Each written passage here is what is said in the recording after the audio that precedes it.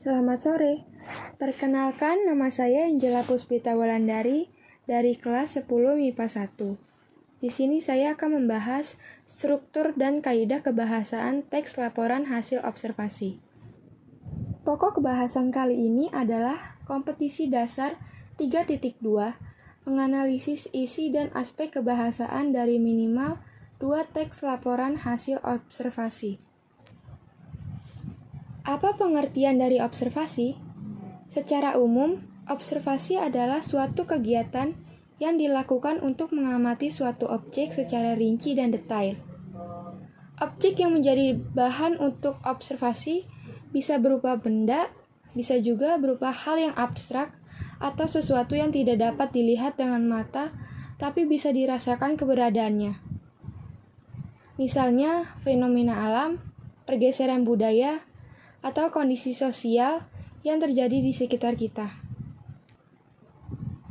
Tujuan utama teks hasil observasi menyajikan informasi kepada pembaca mengenai sebuah kasus, fenomena, atau tragedi berdasarkan fakta yang terjadi.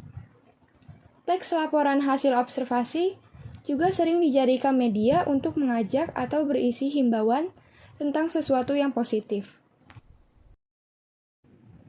Yang pertama adalah struktur teks laporan hasil observasi. Struktur teks laporan hasil observasi dibagi menjadi 3. Yang pertama adalah pernyataan umum atau definisi umum. Yang kedua, aspek yang dilaporkan atau deskripsi perbagian. Yang ketiga adalah deskripsi manfaat. Aspek yang dilaporkan atau deskripsi perbagian dibagi menjadi 3, yaitu bagian 1, bagian 2, dan bagian 3. Dan ini adalah contoh teks laporan hasil observasi pohon pisang. Yang pertama, deskripsi umum. Pohon pisang atau Musa paradisiaca adalah tanaman berbentuk terna raksasa dengan batang semi yang di permukaannya terlihat bekas pelepah daun. Tinggi pohon dapat mencapai 3 meter. Tanaman ini dapat tumbuh di tanah yang cukup air pada daerah yang ketinggiannya sampai 200 meter di atas permukaan laut. Pisang adalah sebutan dari nama buah yang dihasilkan tumbuhan ini. Yang kedua, deskripsi bagian. Tumbuhan ini dimanfaatkan semua bagiannya oleh manusia, sehingga dianggap sebagai tumbuhan serbaguna. Tumbuhan ini asli berasal dari Asia Tenggara. Bagian-bagian dari tumbuhan ini adalah bonggol pisang, batang pisang, daun pisang, bunga pisang, dan buah pisang. Ketiga, deskripsi manfaat. Buah pisang kaya manfaat di samping sebagai sumber vitamin, mineral, karbohidrat bagi tubuh. Pisang juga memiliki manfaat lain, yaitu hampir di seluruh tanaman pisang dapat dimanfaatkan. Yang pertama, buah dapat dimakan langsung, tetapi juga dapat dijadikan bahan olahan seperti keripik, sale pisang, dan tepung pisang. Yang kedua, daunnya yang masih menggulung dapat dijadikan obat, dan daun yang sudah tua digunakan sebagai pembungkus makanan.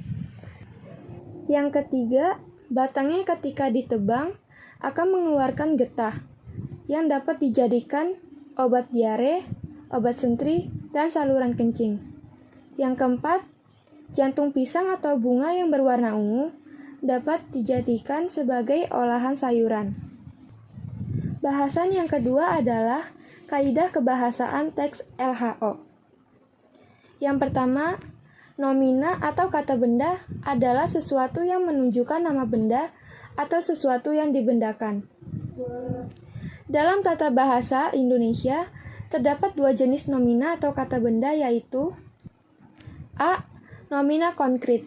Nomina konkret adalah nomina yang memiliki wujud. Contoh, saya, batu, kursi, pintu, dan lain-lain. Yang B. Nomina abstrak. Nomina abstrak adalah nomina yang tidak memiliki wujud. Contoh, gagasan, komentar, agama, suku, budaya, sosial, dan lain-lain. Yang kedua, verba atau kata kerja. Verba atau kata kerja adalah kata yang menunjukkan suatu pekerjaan. Verba terbagi dalam beberapa kategori. A. Verba pokok kata. Contoh, tulis, temu, juang. Yang B. Verba dasar. Contoh, ada, datang, mandi, duduk. Yang C. Verba berulang. Contoh, berjalan-jalan dan merangkak-rangkak. Yang D. Verba majemuk. Contoh, jual beli, ikut campur, dan pulang pergi. Yang ketiga adalah afiksasi. Kata dasar adalah kata yang belum mendapat imbuhan, pemajemukan, atau pengulangan. Kata bentukan adalah kata yang telah mendapat imbuhan atau afiksasi, pengulangan atau reduplikasi, dan pemajemukan ketika digunakan. Yang keempat adalah kalimat definisi dan kalimat deskripsi. Ciri khas teks laporan hasil observasi adalah adanya kalimat definisi dan kalimat deskripsi. Kalimat definisi biasanya terdapat dalam unsur deskripsi bagian. Kalimat definisi adalah suatu kalimat yang memberikan penjelasan umum tentang suatu benda, hal, aktivitas, dan lain-lain. Kalimat deskripsi adalah kalimat yang menggambarkan sifat-sifat atau ciri khusus dari suatu benda. Yang kelima, menggunakan istilah. Banyak menggunakan kata-kata teknis berkaitan dengan tema atau isi teks. Hal ini berkaitan dengan sifat laporan itu sendiri, yang pada umumnya merupakan teks yang bersifat keilmuan. Contoh kata vertebrata dan invertebrata. Yang keenam, menggunakan kalimat simple dan kalimat kompleks. Kalimat simpleks adalah suatu kalimat di mana hanya terdiri dari satu verba utama. Hal ini dikarenakan pada kalimat simpleks hanya mempunyai satu peristiwa, aksi, maupun tindakan. Kalimat kompleks adalah suatu kalimat di mana mempunyai lebih dari satu verba utama, ataupun predikat karena di sini terdapat dua aksi, peristiwa, ataupun kejadian. Kedua struktur ini umumnya dapat dipisahkan dengan tanda koma, konjungsi, maupun sebaliknya, tidak mempunyai tanda atau konjungsi sama sekali. Setelah mengetahui pengertian yang telah dijelaskan di atas, kamu perlu mengetahui beberapa ciri pada kalimat ini untuk membedakannya. Yang pertama, terdapat dua peristiwa atau kejadian di dalam kalimat kompleks.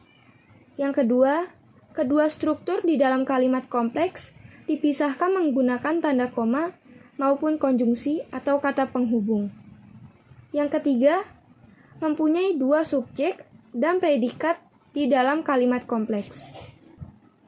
Contohnya, yang pertama, Ria saat ini sudah dewasa sehingga dia sudah lebih lihai. Yang kedua, bunga mawar harum mewarnai kebun sehingga kumbang yang mendekati. Sekian pemaparan materi dari saya. Mohon maaf bila ada salah kata. Terima kasih. Selamat sore.